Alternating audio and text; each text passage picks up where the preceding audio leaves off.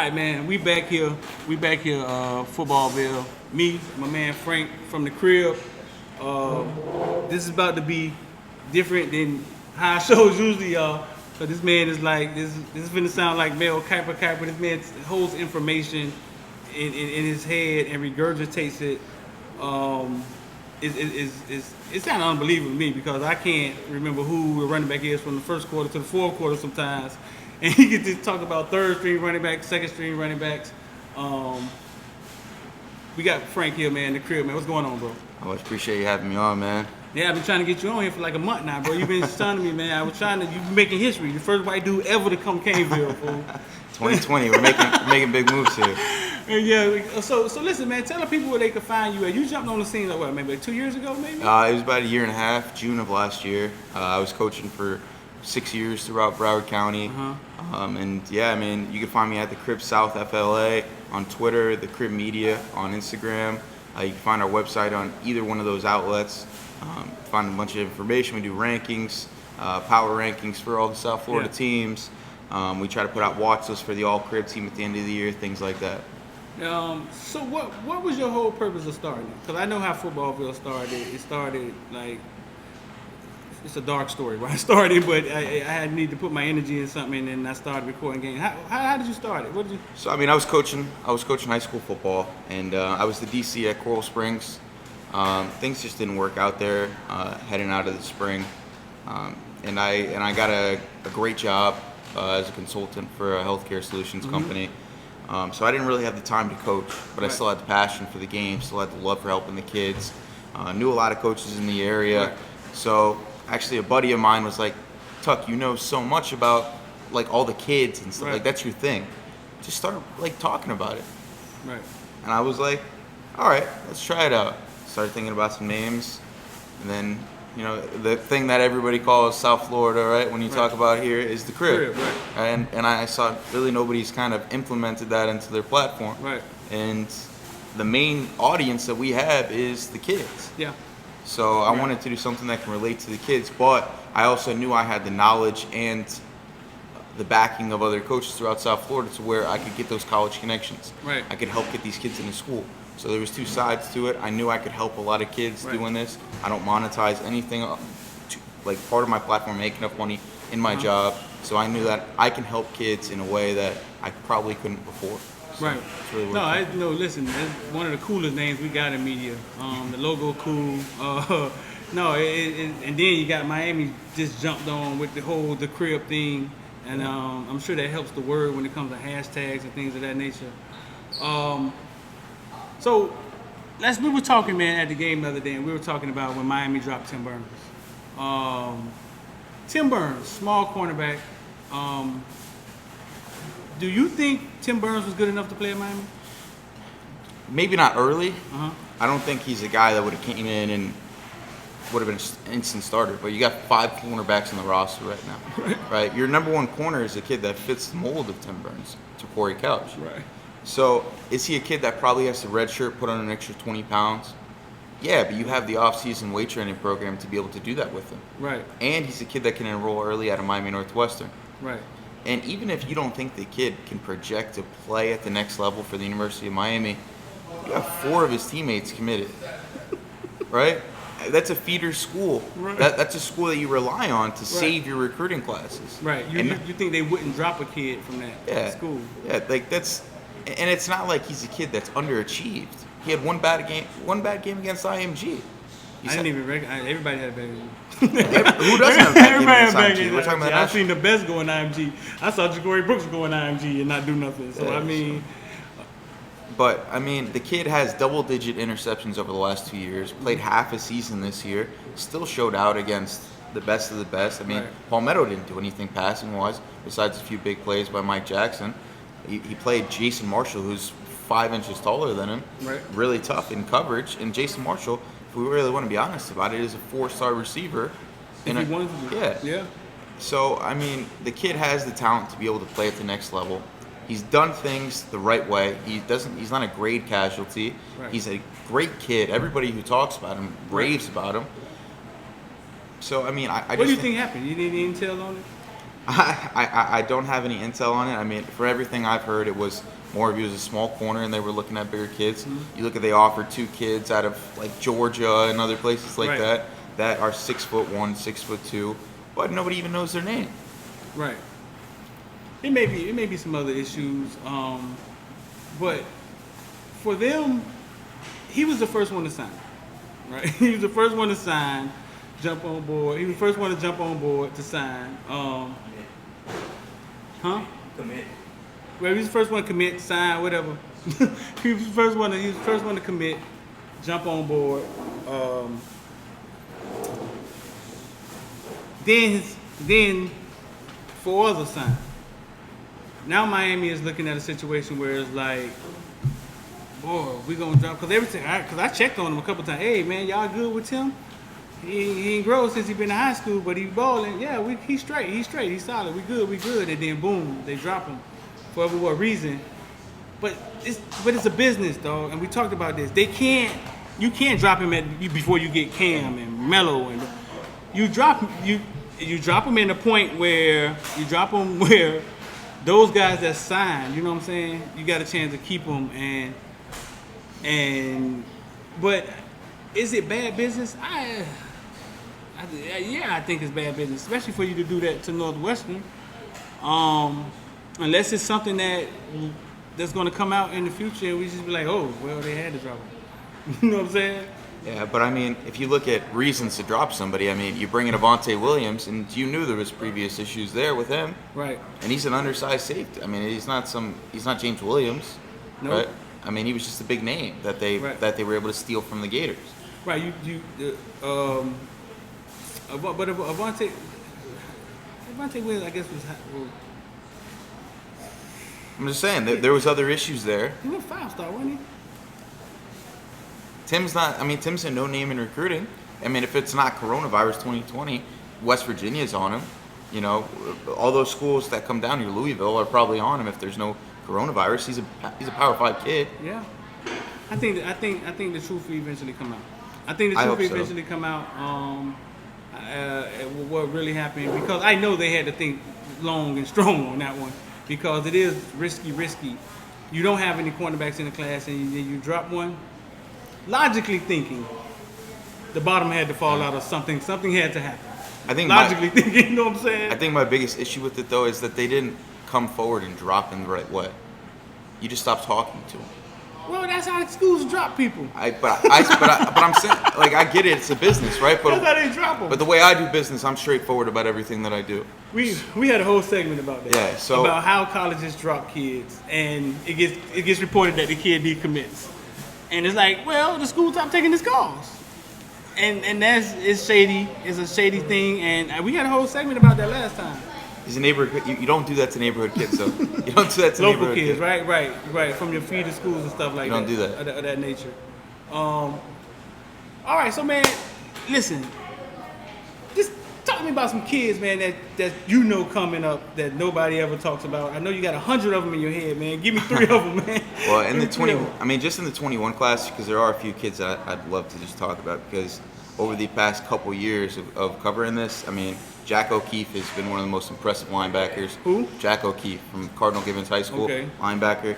The kid is going to end up with over 350 tackles over 3 seasons in high school football, because they're not going to be able to get in 10 this year. Right. The kid is triple digits on the tackle numbers every year. Kid gets 5 to 7 sacks every season. He's a 3.0 GPA kid. Why is he under the radar like that? 2020. Yeah. 2020. I mean, 6'2". How big is he? Oh, whoa. 6'2", 210. Can run. Plays middle linebacker, How many defense. offers you got? I mean, you know how things go, man. The fake offers, I guess you can count. But The I fake mean, offers. How many fake offers you got? I mean, he's got to at least, from what I mean, I've talked to Coach Buck, and you know, a lot of schools have been interested, Right. but they wanted to wait till they could see him in the spring. Right. And you know how that goes. It's The offer thing is like, back in the day when I was in school, they used to get letters sent. Yeah. Offers are like letters now. yeah. I remember following Trevante Valentine whole recruitment, and when I got a picture of him when it was time for him to actually sign. When he actually got to sign from the 2 schools, it was 2 schools. He had like 30 offers. 2 schools sent him something to sign: Miami and LSU. That was it. And it happens all the time. All these kids, they got 20 offers, this many offers. How many are actually going to send you a certified, you know what I'm saying, offer so you can commit, that you can actually commit to?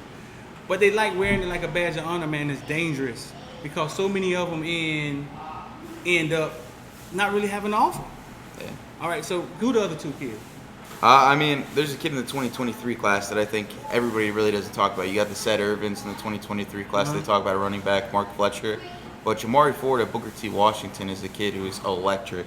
And nobody really mentions him because he's about 5'7". Yeah. But he's doing all the same things that Johnny was doing. I mean, this kid's going to be a 5-year varsity kid. Well, his height, right? Yeah. That's why everybody's slow on him. They were slow on his big brother. Yeah. I sat with Arizona State on the sideline. We watched him run all over Norland.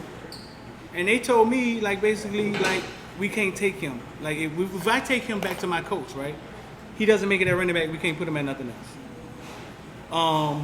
And he said,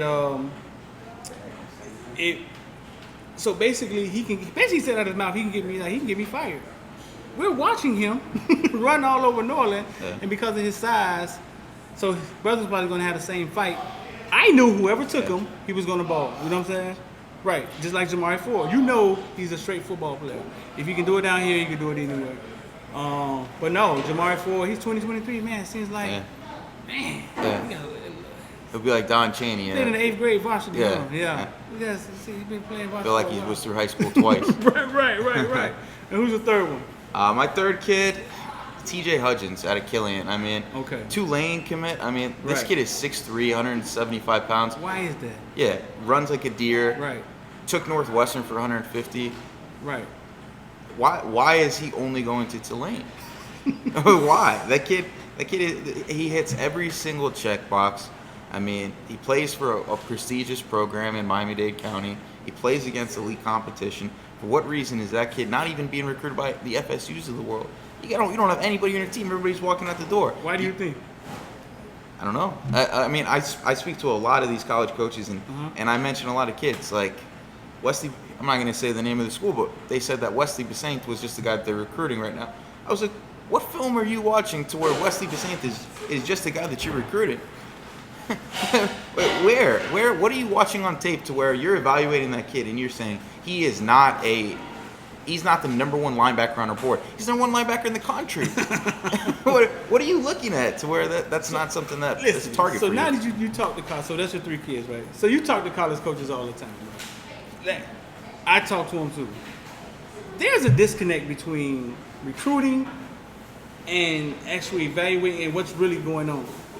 Something's not right. Like something's not right. It's like I remember I once talked to. I first 2 years ago talked to Miami about UP Brown, and they was like, "Oh, he's at Gulliver. Like, we need to know if he can compete." I was like, "Wait a minute, we need to know what?" Yeah. Can you? And still to this day, they're still hesitant on Yoki for what reason? There's a disconnect, dog, between the actual recruiting, what's going on really, and how colleges recruit kids. I don't know if it's grades. I don't know if it's all around. I don't know. But like you just said, you got a kid that hits all the check boxes, and they act like he's not there. But it happens all the time. They go somewhere. He goes to Tulane, and he balls out. Tutu Atwell goes to Louisville, comes back, and hits us up for 100. You know what I'm saying? Right. So that part of the recruiting game, I realized years ago, it's confusing. A lot of times they don't want to listen. They don't. Well, the recruiting coordinator will listen. Yeah. And then the recruiting coordinator takes back to the position coach. He doesn't fit what I want. You're not scheming it up. You're just coaching the position. What do you? Why does the kid have to be 6'2" if he can't run? Why does a quarterback have to be 6'2"? T, you know why? X, you know why cornerback? Why a cornerback got to be 6'1", 6'2"? Because receivers are 6'4" now. Huh? Receivers are 6'4" now. So you need a tall cornerback in order to guard a tall receiver? Huh? Brent Grimes and Chris Harris seem to do a pretty good job. We gotta. Yesterday, Kentucky playing Florida. Cal Briggs, 6'6". Kentucky got a cornerback that's 6'1". That's big for a corner. But he looked small. How tall are you in cornerbacks? Right now? Blaze is what? Both are like 6'1". And Ivy is what? 6'2". 6'1", and then Couch is like 5'10". pushing. Best cornerback we got, right? Best cornerback we had. And our two tall ones struggle with getting their head around. And it was our best cornerback before that. Before Couch, Bandy probably. And I told Trajan Bandy. A midget. Maybe probably. Yeah. I can't say midget no more, huh? He's a little person. Yeah, little man. He's a little man. What Bandy? Bandy on somebody's roster right now? Yeah, he got Practice squad. Who's The practice Steelers, squad? I believe he's Steelers. He's still with the Steelers? I think he's still in the practice squad. All right, man. So anything you got coming out, anything you want to pump, you got a top 5 nose guards in Miami. Top, you know what I'm saying? Pump it, but you got to pump it, man. Well, so I just started dropping the All Crib team watch list. Just kind of being transparent about who I'm looking at for the All Crib team at the end of the year. Yeah. In 2 weeks, I'll be putting out the semifinalists, so top 10 at each position for the All Crib team, and then a little bit after the end of the year, I'll evaluate the stats and the film of every kid that was on that top 10 semifinalist list, and I will come out with the All Crib team, which will be So Dayton, slow bro. down. Wait up. You say top 10 at every position. Yeah. So it's going to be 10 at every position. Then Yeah. you're going to narrow it down. It'll be 10 at every position. Right now, I have about 25 to about 35 at every position as like a watch list, kind of like how the college football awards are doing it. Yeah. And then I'll narrow it down to 10 per position, 10 quarterbacks, 10 running backs, 10 receivers, yada yada. And then, yeah, I mean, we're gonna put out an all crib team at the end of the year. I reach out to all the high school coaches. You know, who did they think was an impact player that they played? What were their stats for all these kids? You know, obviously I have to analyze the film. You don't got a highlight tape, please get one done. Because you not have a highlight tape in the day and age. Yeah, every 2 games That's you weird should have an right. updated one. That's weird to me. Yeah, so I mean, that's what we're going to be doing. It's going to be a cool thing. You know, we try to put a video together according to it. Last year we had an interview at Channel 10 with Larry Bluestein. So it's just a cool thing that we try to do to recognize the kids on a great year. Yeah, all right. So when you get it down to 10 people, because we ain't doing 300, you know what I'm saying? Yeah. Come back on here and we'll talk about the team.